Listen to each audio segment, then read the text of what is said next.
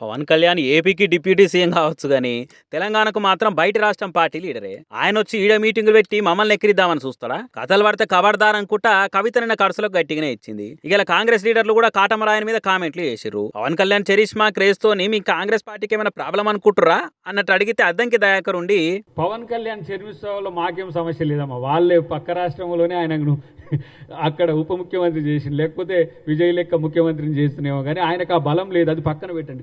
ఏపీలే deputy CM చేసిరు, లేకుంటే తమిళనాడులో విజయ్ లెక్క సీఎం చేసేటోళ్ళు కదా అని పవన్ కళ్యాణ్ చరిష్మా మీద పంచులేసి గాలి తీసిండుగా. ఇక ఎమ్మెల్యే మందుల సామీలు మాట్లాడుకుంటా, తెలంగాణ రావాలంటే నీ కోదాడు బోర్డర్ కాడ కంపెనీ రోడ్డు మీద ఖబర్దార్, మీకు జిస్టు కూడా కడతాం. ఇవాళ మీరు తెలంగాణ జిస్టు తలిగి కోనసీమ కొప్పారిపోయిందని చెప్తా ఉన్నాను.